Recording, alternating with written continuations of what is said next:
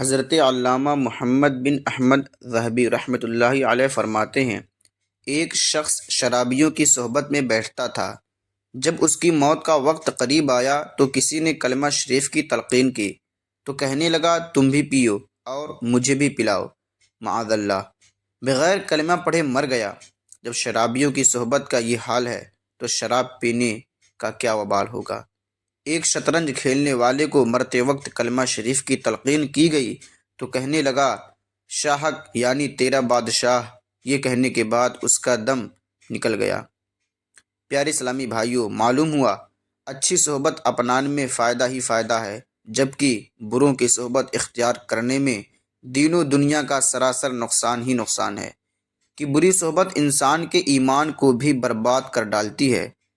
عموماً لوگ جان لیوا، خوفناک اور زہریلے جانوروں، کیڑے مکوڑوں اور وحشت ناک چیزوں سے تو ڈرتے ہیں اور ان سے بچنے میں کامیاب ہو جاتے ہیں، اور پرخطر مقامات کے قریب سے بھی نہیں گزرتے، مگر افسوس، ہلاکت و بربادی سے بھرپور بری صحبتوں سے پیچھا چھڑانا انہیں انتہائی دشوار محسوس ہوتا ہے۔ آہ، بری صحبت کی نحوست ایسی چھائی ہے کہ عبادت میں دل نہیں لگتا۔ لوگ اپنے اکثر کاموں میں خوب غور و فکر کرنے اور اپنا فائدہ دیکھنے کے بعد ہی کوئی قدم اٹھاتے ہیں، مگر کسی کی صحبت اختیار کرتے وقت اس بات کا ذرا بھی خیال نہیں کرتے کہ وہ ان کے حق میں فائدے مند ثابت ہوگا یا نہیں۔ بہرحال، کسی کو دوست بنانے سے پہلے 112 مرتبہ غور کر لینا ضروری ہے تاکہ بعد میں کسی قسم کا پچھتاوا نہ ہو۔ پیارے پیارے آقا مکی مدنی مصطفیٰ صلی اللہ علیہ وآلہ وسلم کا فرمان عبرت نشان ہے، آدمی اپنے دوست کے دین پر ہوتا ہے، اسے یہ دیکھنا چاہیے کہ وہ کس سے دوستی کر رہا ہے۔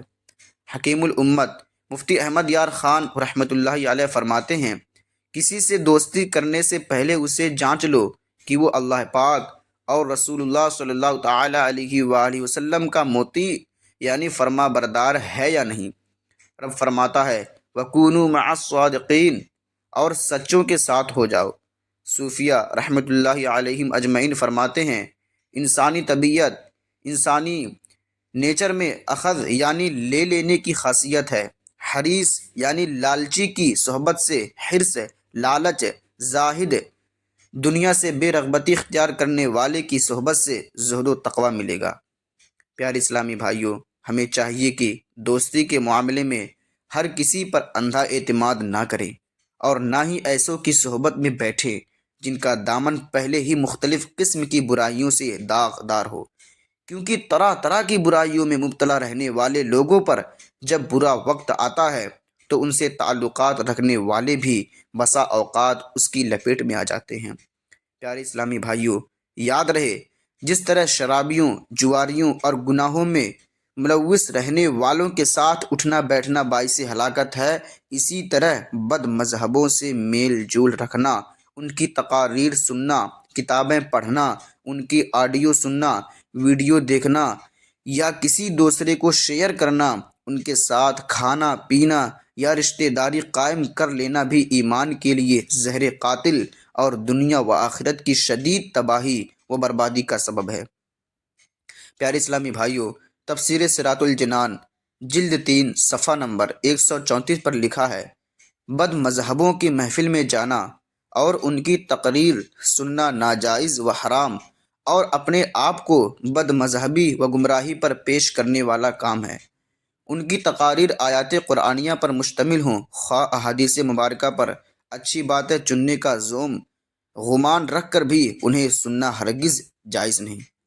عین ممکن بلکہ اکثر طور پر واقع ہے کہ گمراہ شخص اپنی تقریر میں قرآن و حدیث کی شرح وضاحت کی آڑ میں ضرور کچھ باتیں اپنی بد مذہبی کی بھی ملا دیا کرتے ہیں، اور قوی خدشہ یعنی بہت خطرہ بلکہ وقوع کا مشاہدہ ہے کہ وہ باتیں تقریر سننے والے کے ذہن میں راسخ ہو کر دل میں گھر کر جاتی ہیں۔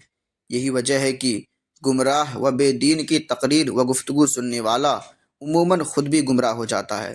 ہمارے اسلاف اپنے ایمان کے بارے میں بے حد محتاط ہوا کرتے تھے، لہٰذا باوجود یہ کہ وہ عقیدے میں انتہائی متصلب یعنی پختہ ہوتے، پھر بھی وہ کسی بد مذہب کی بات سننا ہرگز گوارا نہ فرماتے تھے، اگرچہ وہ 100 بار یقین دہانی کراتا کہ میں صرف قرآن و حدیث بیان کروں گا۔